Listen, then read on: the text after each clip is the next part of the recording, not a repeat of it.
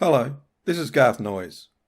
Sometime in late 2015, under the pseudonym G.K. Flint, I released the first episode of A History of the King James Bible podcast. The genesis, no pun intended, of the series occurred in 2011 on the 400th anniversary of the publication of the King James Version of the Bible. At that time, I went looking for a podcast series about the King James Version and found while there were a few standalone releases, there was no in-depth series about this most important book. I thought to myself, someone should do that. At the time, I didn't think that person would be me. A few years later, I again went online looking for a series concerning the history of the King James Version of the Bible. It still hadn't been done, so I thought, I'm going to have a crack at it. I then gathered some resources, did the research, and hit record. Over the course of about 18 months, beginning in late 2015, I released 22 episodes of the series, the final episode being released in June 2017. Since its release, I have received the occasional email from listeners, some to thank me for the series, and others asking if there will be further episodes. I have no plans to add to the series, but I thought perhaps I should share the series on YouTube so that others might have a chance to hear it. Which brings us to October 2020, and the series now being made available on YouTube. Any references to the now defunct website or different email addresses can be ignored as you go through the series. If you do wish to contact me, you can email me at gkjames1611@gmail.com. That's gkjames1611, gkjames1611@gmail.com. I will check this email intermittently, so please be patient if you do write. Okay, so here now for your enjoyment is my original series, A History of the King James Bible podcast.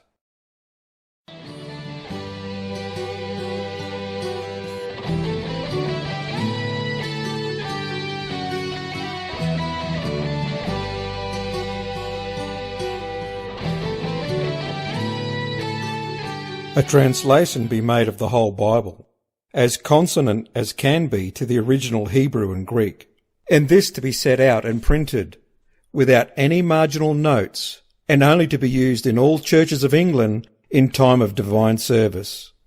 Welcome, friends, to A History of the King James Bible podcast. To find more episodes and information, just go to our website, www.ahistoryofthekingjamesbiblepodcast.com. Now here is GK with the latest episode.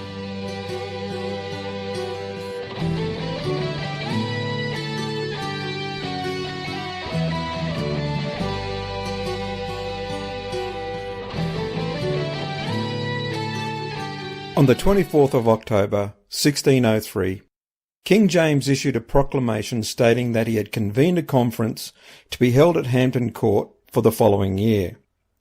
The conference was to be attended by His Highness, the Privy Council, the bishops and learned men. The main reason for the conference was to allow the Anglican Church and the Puritans to air their concerns about religious practice in Britain with a view to achieving a resolution to their differences. As we saw in episode 6, James was a man of peace and unity, and his intention here was to relieve the tension between the two opposing groups, both of whom had been in his ear since his arrival in England. From our point of view in the 21st century, the major outcome of the conference was the laying of the groundwork for a new translation of the Bible, a translation whose impact on the world is virtually incalculable. Hello and welcome to A History of the King James Bible podcast, episode 7, the Hampton Court Conference. My research and references for this episode come mostly from Nicholson's God's Secretaries, McGrath's In the Beginning, Opfell's The King James Bible Translators, my own personal knowledge and opinion, and the internet. Now in episode 6, I said we would be moving on from James, but I'm happy to say that we're not quite ready to move on completely from James just yet. Now, as we have already established, the stated intention for the Hampton Court Conference was to find a way to bring some form of unity between the Anglicans and the Puritans. We're going to find in this episode that James was no fan of the Geneva Bible, Okay, so no big news there. The Puritans, however, were. Big time. What if the Puritans had wanted to promote the Geneva over the other versions? And what if James saw this desire as an opportunity to rid himself, finally, of that pesky Geneva version? What if? James has taken the Puritans, helps us understand his view of the Geneva Bible. As we heard in episode 6, James was not exactly fond of the Puritans, mainly for political reasons. He distrusted them for their somewhat republican ideals, not necessarily for their religious views. Both James and the Anglican establishment had a long-standing distrust of the Geneva Bible, not because it was a bad translation, but because of its marginal notes. The Geneva Bible contains many annotations to assist the reader with what itself calls the hard places. Now, I'm going to read you what it says about the hard places, what it says itself. Let me just read a little bit here from McGrath about this. The Geneva Bible offered detailed comments on critical verses, or to use its own phrase, most profitable annotations upon the hard places.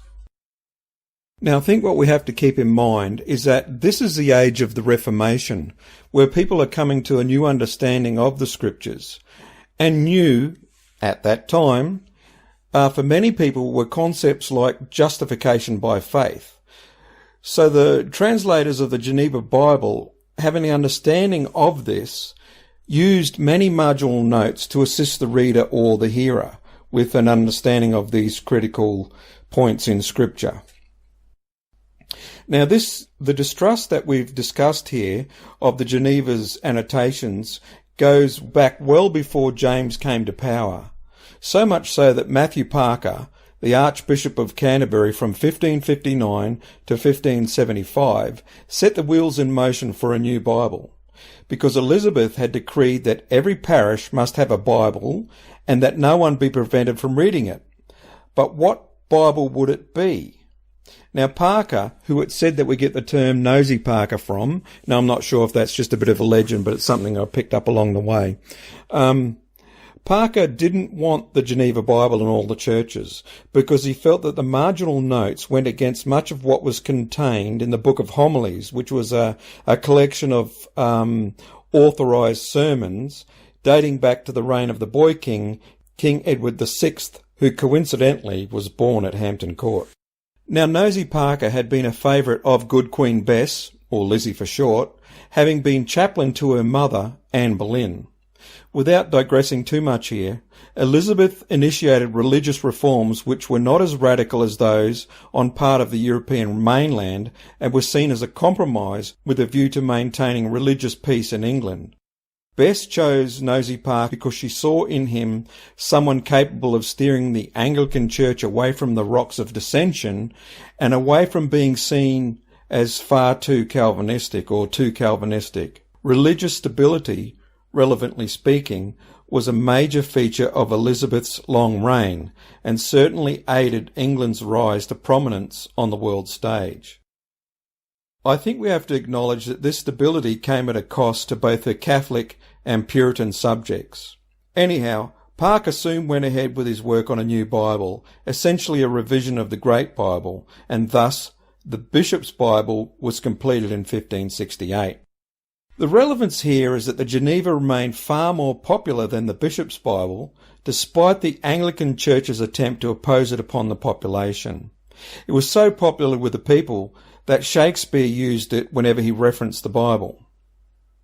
Let's now move forward to King James. What was his view of the Geneva? James didn't like the Geneva Bible because of its marginal notes, mostly because they disagreed with his view of the divine right of kings, which we have heard so much about right throughout this series up to this point. Now, we won't go into too much detail here since we have spoken of it a number of times, but essentially it assumes that a God-king reigns with divine authority. That's why he and Good Queen Bess, or Lizzie, basically believed that they were untouchable as far as human interaction goes, but as we know of James, he understood that kings were answerable to God. Now, I was planning to go into some detail about some of the marginal notes in the Geneva Bible that James took exception to, but I think that would give us less time to look at our main topic here. So let's take a quick look at 2. And again, I'm going to use McGrath for assistance here. The book of Daniel relates the experience of Daniel and his colleagues who are portrayed as faithful to God in an alien environment dominated by a powerful king. Much of the narrative of the book concerns the tensions between the integrities of faith and the realities of life under an autocratic monarch. It is therefore little cause for surprise that the Geneva Bible picked up on the importance of this work in relation to the English situation. For example, the 6th chapter tells of how Daniel found himself being thrown into the lion's den for disobeying the king's orders. The text and marginal notes, as set out in the 1599, read as follows. Daniel 6:22. My God hath sent his angel, and hath shut the lions' mouths, that they have not hurt me. For as much as before him innocency was found in me, and also before thee, O king, have I done no hurt. Now, the reference here is, there's a couple of references that you obviously can't see, and they're noted as H and I. H, so this is the marginal note H. My just cause and uprightness in this thing in which I was charged is approved by God. And the note A about no hurt, for he disobeyed the king's wicked commandment in order to obey God, so he did no injury to the king, who ought to command nothing by which God would be dishonoured. The implications of these annotations will be lost to none. The commandments of kings are to be disobeyed when they conflict with the will of God. Further comment on the place of a tyrant king can be found in the comments on Daniel 11:36, which speaks of such a king oppressing his people. And the king shall do according to his will, and he shall exalt himself and magnify himself above every god, and shall speak marvellous things against the God of gods, and shall prosper till the indignation be accomplished. For that is determined shall be done. Now, the marginal note here for they're noted as S and T. S, because the angel's purpose is to show the whole course of the persecutions of the Jews until the coming of Christ. He now speaks of the monarchy of the Romans, which he notes by the name of a king who were without religion and condemned the true God. The marginal note for I. So long the tyrants will prevail, as God has appointed to punish his people, but he shows that it is but for a time. The point being made is that God has raised up such tyrants to punish his people for their sins. Now, this is something that actually James acknowledged in his The True Law of Monarchies, his own work. So, there's a lot more going on here than at face value, because James actually acknowledges this in his own writings. So I'll just start again. The point being made is that God has raised up such tyrants to punish his people for their sins, but that the days of such tyrants are numbered. It did not take much imagination to apply this comment to the English situation under both James I and his successor Charles I.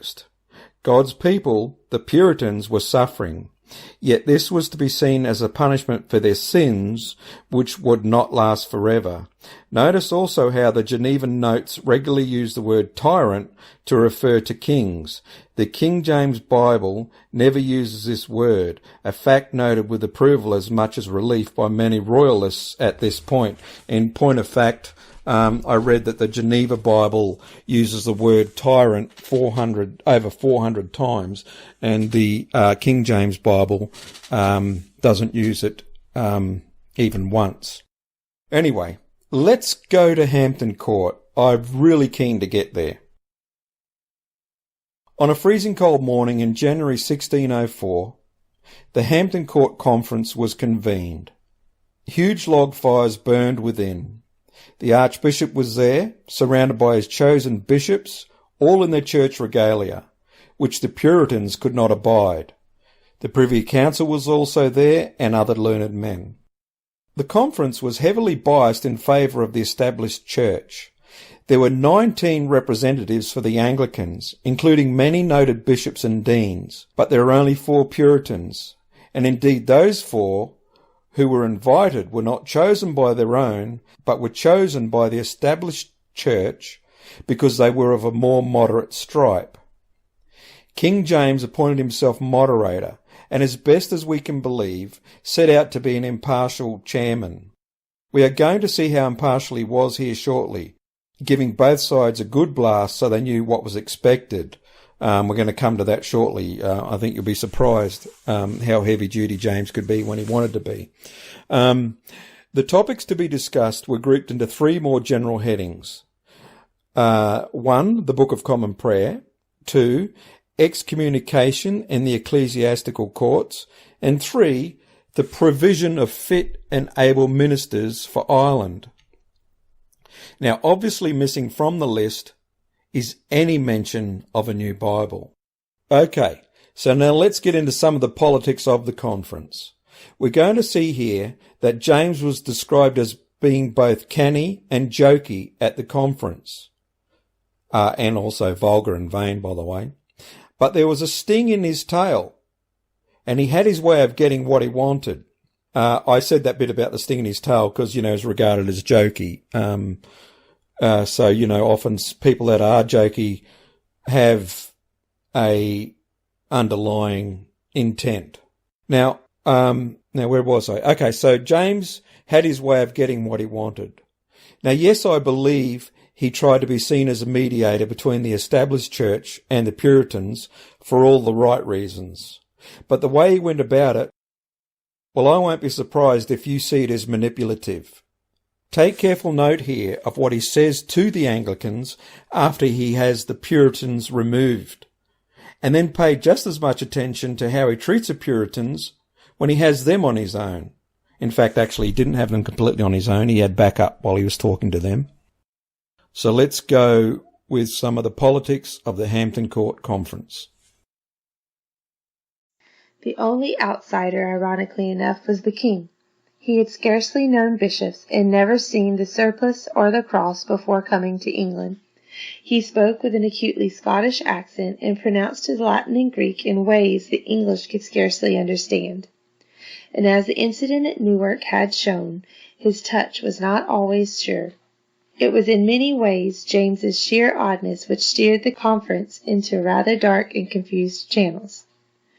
First, he sent word that the reformists should retire. He wanted to speak to the bishops and deans alone. They were to sit on one side of the room. The Privy Council was to sit and listen on the other. The 4 Puritans left, and the Lord Chamberlain shut the door behind them. After a while, as the lords and bishops waited there in silence, the king came in. He was charm itself, passed a few pleasant gratulations with some of the lords, and then sat down in the chair that stood in front of the cloth of state. He kept his hat on as he surveyed the great Englishmen around him. He was, of course, practiced in the role. He had been king of a bitterly divided nation for as long, quite literally, as he could remember, and now he wooed his audience. Salomon speaketh, the unctuous William Barlow, Dean of Chester, reported in the ever-repeated cliché of the reign. James's words, falling on the ears of his amazed and delighted hearers, Barlow said, were like apples of gold with pictures of silver. Barlow's account makes it seem as if king and bishops had shown little but love and harmony to each other, but they hadn't. Barlow, a translator, he would chair the key committee in charge of the New Testament epistles, was lying. The king had fiercely attacked the bishops and openly slapped them down. The dean was the official propagandist for the bishop's cause, and his pamphlet was a carefully slanted version of events. The source we're using here for our narrative is Nicholson's God's Secretaries, but I want to give you an alternate view, or should I say a bit more thorough view of James's physical appearance at the conference. So this is from Opfell's The King James Bible Translators, one of the better books on the topic if you can get a hold of it. It's quite hard to come across. Wearing a high-crowned Spanish hat, James presided at a royal distance from the clergymen, who sat uncovered in his presence. Despite a knobby nose, his face, as Hugh Walpole has noted, was not unpleasant. He had large, prominent blue eyes, and they stared at the person with whom he talked as though he would read all secrets. His cheeks were highly coloured and healthy, his hair brown, and his beard thin and scattered. But he was short and fat, and when he moved about he had little royal posture, waddling like a duck in the quilted doublet and stuffed and stiff Dutch breeches he wore for fear of an assassin's dagger thrust. I've come across this a couple of times before, the description of James wearing sort of like, I guess, the 17th century version of body armour, because he was fearful of assassination. So whenever he was in public, for the most part, what I've read is that he wore heavily stuffed clothing to protect him from the assassin's thrust. A physical cause lay behind that tottering gait. As a result of childhood rickets, his legs were abnormally weak. At Hampton Court, the vivid red stockings he wore only called attention to his disability. So let's go back to our other narrative now for more. James did begin smoothly and graciously. It pleased him both to enter into a gratulation to Almighty God, at which words he put off his hat, for bringing him into the promised land, where religion was purely professed, where he sat among grave, learned, and reverend men, not before, elsewhere, a king without state, without honor, without order, where beardless boys would brave him to his face. It was charming, crafty, complicit, flattering, collusive, the speech of a politician 3 decades on a throne. A smile hangs about the words, his doffing of his hat to God, surely of witticism. The description of England as the promised land, surely an act of flattery to the Englishmen around him. The bishops, too, began emolliently. Poor old John Whitgift addressed the king on his knees as they discussed technical points about baptism, confirmation, the too frequent use of excommunication. Whitgift and Bancroft quoted both the Bible and Mr. Calvin. James congratulated himself on his own moderation. It was only a matter of months ago, he told them, that he was berating a Scots minister on not paying enough attention to the rite of baptism. Now he had to instruct these English bishops on revering it too highly. Again, there is that Jamesian note of seriousness and jokiness lying unresolved together. The kneeling bishops insisted that the Church of England, as it stood these last 40 years, was as near perfect the state of the primitive church as any in the world. And if the church had persisted well enough for 40 years, then why the need to change anything? Suddenly, this was too much, and James could be patient and politic no longer. It was no reason that because a man had been sick of the poxy for 40 years, therefore he should not be cured at length. It was a coarse interjection. Had anyone previously compared the Church of England to a man with the clap? James clearly was not entirely reliable. Unwilling to be boxed into conservative, anti-Puritan compartment the bishops would have liked.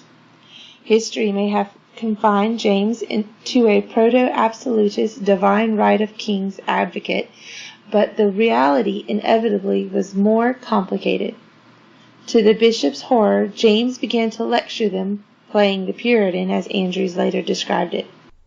So here we have James being accused of acting like a Puritan by the Anglicans and by Lancelot Andrews, no less. And he's going to figure greatly as we go on in this series, as he's one of the major translators for the King James Bible, because he's one of the, at the time, I think somewhere I read, he's like about the 3rd best linguist from the British Isles in the world at the time. He knew several languages, I think 6 or 7 fluently, and, certainly he was well versed in many of the ancient languages and was well across all of the modern language of Europe at the time. Anyway, the point here is to take note of is that The Anglicans are thinking that James is a Puritan. You know, he's acting like a Puritan. He's been up there in Scotland amongst the Puritans far too long. But as you're going to see, James is being crafty here. He's playing a bit of a game. And that's why a couple of times you'll hear him being likened to Solomon, King Solomon. He's wise. And I'm not sure if this is a correct word, but he's also described as crafty. Now, I don't know enough about Solomon to say whether he was crafty. We've got James here being referred to as both wise and crafty, and you're going to see how it plays out here with the Anglicans, and later on when he has the Puritans on their own, how he treats them. Let's see what they think of him, because you're going to see the roles are changed around again. It's like James is playing a double game, but really he has a reason. The ultimate goal, we're going to find out what his goals are. So he's not just doing it to antagonize them. I think, I need to make that point. I really want to drive that home. He's not doing this just to, antagonize either side, but he's doing it to reach a goal, and he's being very crafty and wise about it. Anyway, that's my commentary. Let's get back to this narrative here right now. They were not to pursue nonconformists with the violence they were accustomed to. This was aimed at both Whitgift and Bancroft for their stamping out the English Presbyterians under Elizabeth, but were to treat them more gently than ever they had done before. These statements were politically canny. The bishops were still unsure where James stood, and were a means of establishing him as the holder of the ring, the Solomon-like judge and arbiter who belonged to no one side. Anyway, the questions implied, why did these bishops think that their church, unlike any other human institution, was not corrupt and in need of repair? What arrogance was that? Wasn't everything in this world subject to decay and decline? Where did they think they were? In some kind of perfected heaven? The atmosphere of the conference had suddenly sharpened. They had been talking for 3 hours. It was not a good atmosphere. This was a court that knew everything about duplicity and politicking, constantly aware of the unreliability of language and men, of whisperings in ears and comments muttered behind the hand, but which nevertheless valued a courteous surface, the smooth and upholstered working of the demands of power. James resumed his unique combination of Solomon-like distance and jokey vulgarity. Religion, he told them, was the soul of kingdom, and unity the life of religion. He would clear up some doubts. He would have a few passages changed in the prayer book, in the rubrics rather than the body of the text, to be inserted by way rather of some explanation than of any alteration at all. He would see the Puritan party on Monday morning. He was not looking forward to it. Howsoever, he lived among Puritans, and was kept for the most part as a ward under them. Yet since he was the age of his son, 10 years old, he ever disliked their opinions. As the Saviour of the world said, though he lived among them, he was not one of them. With that breathtaking comparison between his own position and Christ walking among the heathen, James dismissed the bishops and deans. It was a confession that, in effect, he had been playing with them. He may have appeared to be taunting them with the very charges the Puritans were laying against them, but, when it came to the point, James wanted to buttress the established church. Nevertheless, Solomon-like to the end, he was anxious that the established church itself should be cleansed of impurities. It is the classic Jamesian position, self-congratulatory, vain, and perhaps, in the end, surprisingly and against the odds, rather wise. So there we have it. So did you see how James played that with the Anglican Church?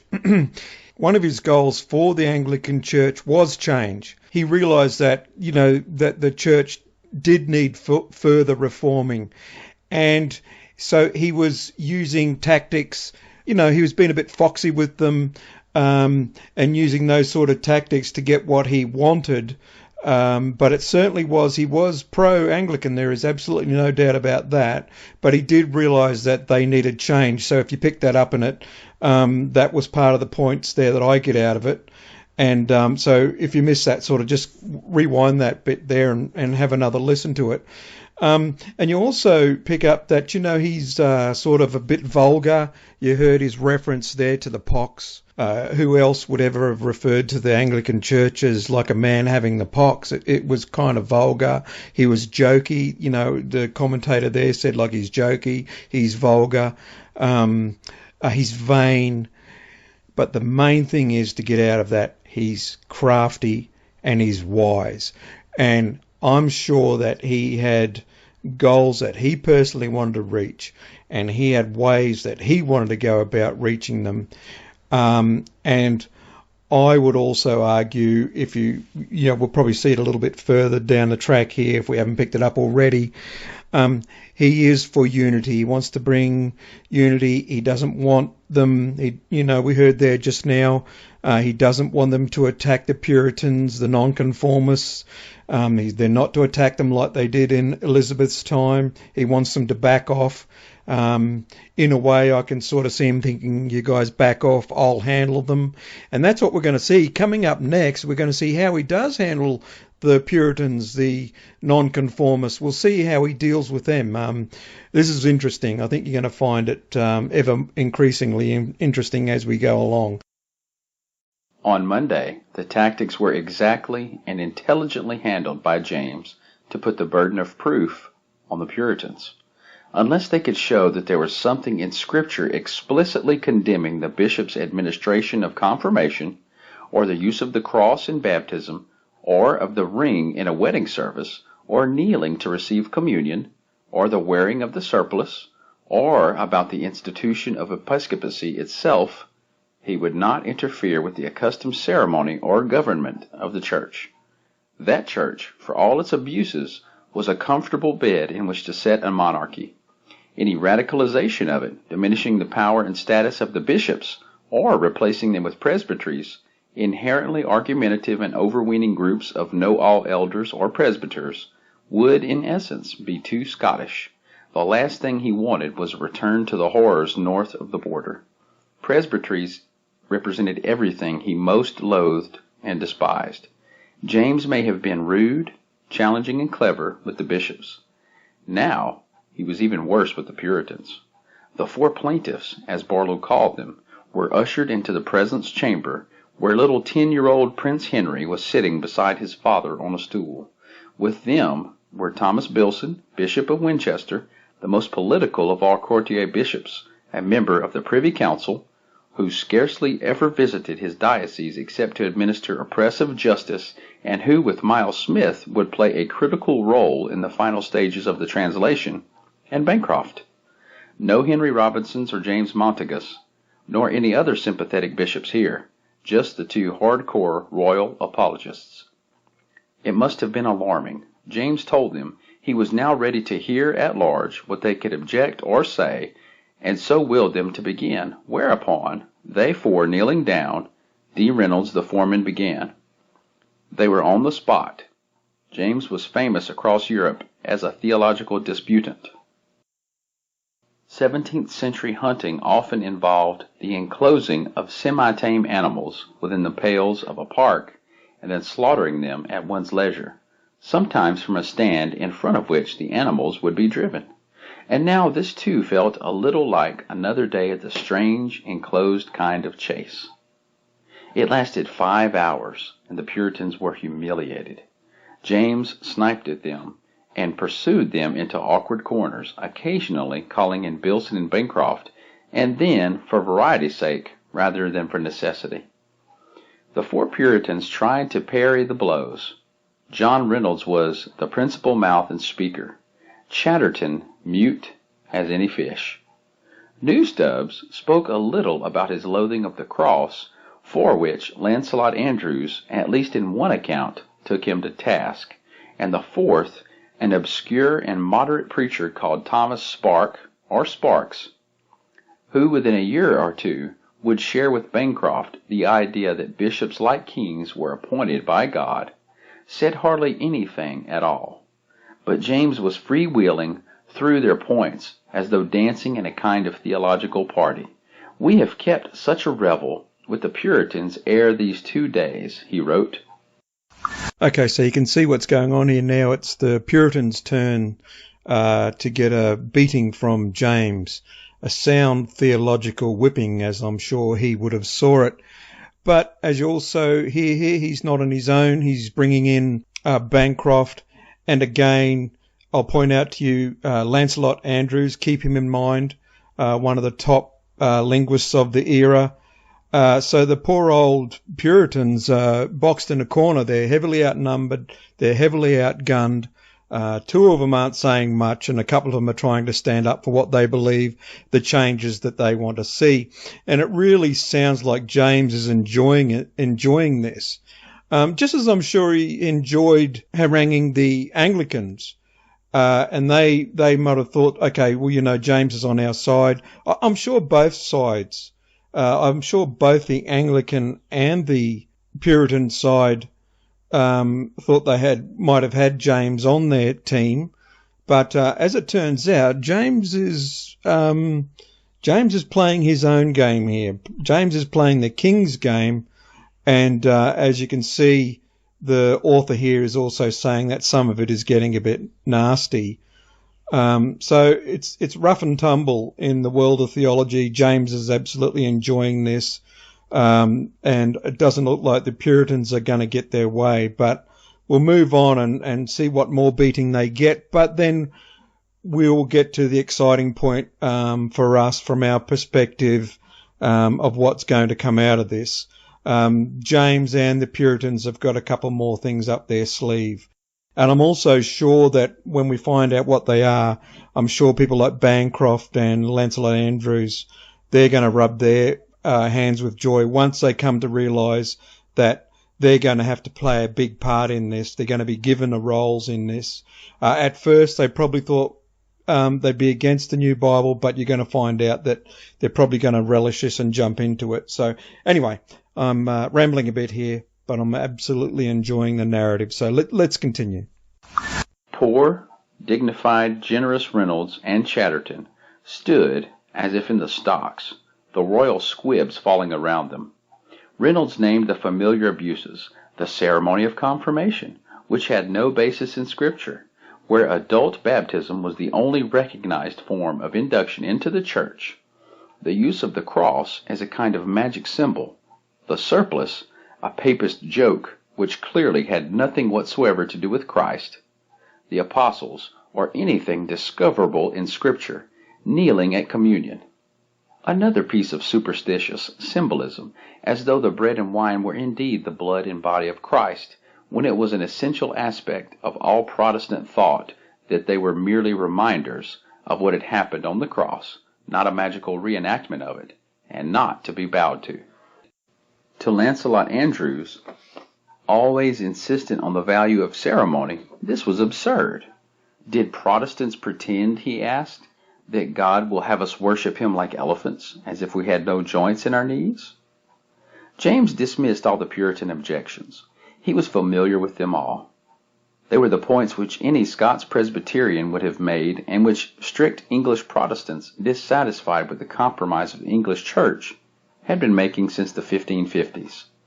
Everyone knew the territory. There were no surprises, but the atmosphere was nasty. These were moderate and distinguished men, suggesting moderate changes. But James and Bancroft, who seems to have been in an excitable state at the theater unfolding around him, was treating them like extreme schismatics from the outer reaches of Anabaptist lunacy. Nothing like this had ever happened under Elizabeth, simply because Elizabeth, a more distant and less engaged monarch, basing her authority on the aura of that very distance, would not have countenanced it. James enjoyed the roughness of the theological argument, and Bancroft's eyes must have been wide with delight. Just a short break here to say thank you to everyone who has shared the series and have written to me. Please, if you like the series and you'd like it to continue, please share it. It's free and I've got nothing to sell. So won't you please take the time, play your part, and share the series. Also, a reminder that the series is available on iTunes, and I think the best way to make sure you don't miss any episodes is to go to my website and sign up for the email notifications. Also, I want to send out a cooey to John and all his mob listening down there on the south side of Bris Vegas. G'day, yous mob. I hope you're all gathered round the wireless listening intently. Okay, that's enough nonsense from me. Let's get back to episode 7, the Hampton Court Conference. Reynolds said he didn't like the sign of the cross. James told him that by making such an objection, he was playing into the hands of the papists. Reynolds then raised the question of church government. Should the bishop alone be judge and administrator in his diocese? Or could there be a kind of committee of other ministers to help him? That was Reynolds' reasonable meaning, but he used the wrong word. He must have cursed himself as it slipped out. Why shouldn't the bishops govern, Reynolds suggested, jointly with the presbytery of their brethren, the pastors and ministers of the church? The word presbytery released a torrent in the king. A presbytery? If you aim at a Scots presbytery, it agreeth as well with monarchy as God and the devil.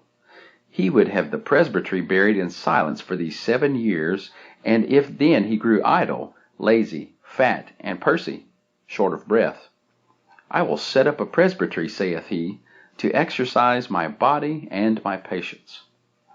This was the crux. James' experience of angry and threatening Presbyterians in Scotland, who endlessly and loudly promoted the theory that kings were subject to gods, and so to the church's judgment, was never going to return to that. It was too challenging and too uncomfortable.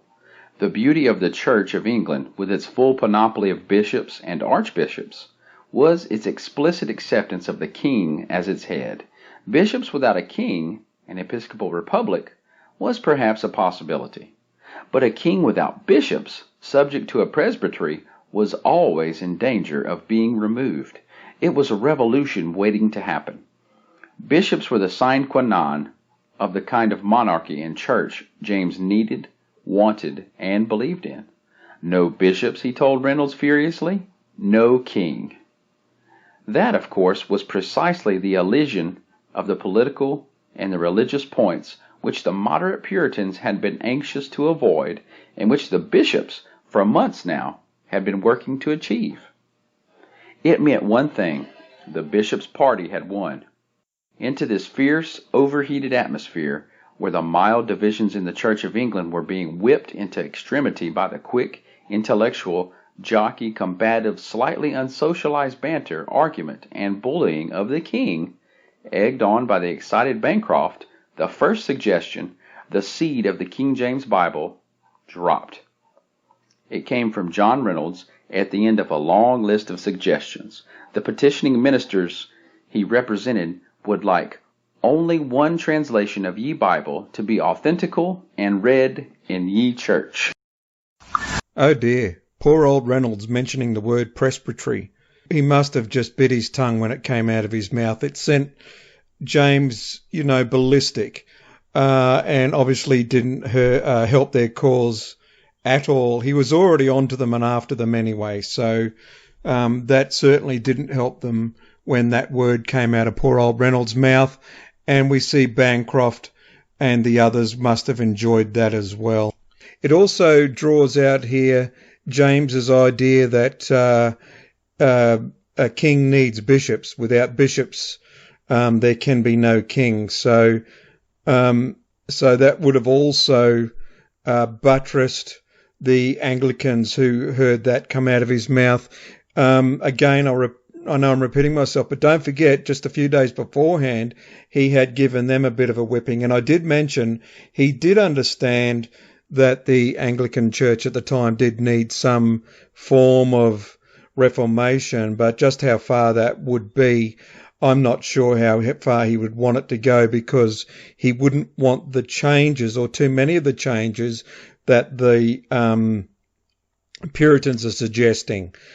He wants to keep the support of the bishops, and so therefore he's walking a fine line, but he's walking his line.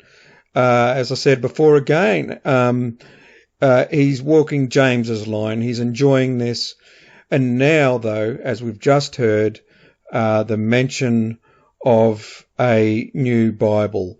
Now, we're going to change authors here. We have been up until this point now, we've been drawing from McGrath, but now we're going to switch to Nicholson now that we've come to this. I think he describes this part a little bit better about the mentioning of a new Bible. This is where the rubber meets the road.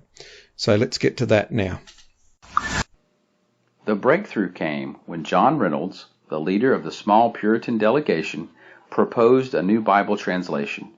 It is not clear where this proposal came from, nor what the underlying motivation might have been. In his account of the meeting, Toby Matthew, Bishop of Durham, noted a Puritan demand that only one translation of the Bible was to be declared authentical and read in the church. Was this a negotiating strategy to secure approval for the Geneva Bible and establish it as the only Bible authorized to be read aloud in churches? Perhaps Reynolds might have expected his proposal for the Geneva Bible only to be read in churches to have failed, thus allowing him to make the apparently lesser request that the Geneva Bible should simply be one of a number of translations authorized for use in public worship, either in addition to or instead of the bishop's Bible. In this way, Puritan preachers would be able to use the Geneva Bible in public without falling foul of existing laws. Bishop Bancroft, who acted as the leader of the Anglican contingent throughout the conference, had opposed virtually everything Reynolds wanted and saw no reason to change strategy at this point. A new translation? Surely not. If every man's humor were followed, there would be no end of translating. Bancroft's strategy was simple: uniform hostility to change. Yet James saw his opening. Here was a major concession he could make without causing any pressing difficulties to anyone. A translation of this magnitude took time, so he was not committing himself to anything with short-term implications. The longer the translation took, the better. It would postpone religious controversy to an indeterminate point in the future. He concurred immediately with the suggestion. James declared that he had yet to see a Bible well translated into English, and offered his opinion that, of all, that of Geneva is the worst. James thus directed that the best learned in both universities — at this stage England had only 2 universities, Oxford and Cambridge — should begin work on a new translation of the Bible, which would be reviewed by the bishops and the chief learned of the church, from them to be presented to the Privy Council, and lastly to be ratified by royal authority, so that the whole church would be bound to it and none other. Okay, so we might leave it there. Did you enjoy that one? You may have to go back and replace some portions, but keep in mind that from our perspective, the most important thing to come out of the Hampton Court Conference was the agreement to begin a new translation of the Bible. Going back to something we spoke about earlier in this episode, James and the Anglican leadership were not fond of the marginal notes in the Geneva Bible, and there were to be none in the New Bible. Next time we're going to look at just what would be allowed in the New Bible. We will examine the rules for this new translation, and we'll also look at just who was given the job of overseeing it. How many Puritans do you think will be involved? How many Catholics? Let's talk about that next time on a History of the King James Bible podcast. So until then, God bless and hooroo.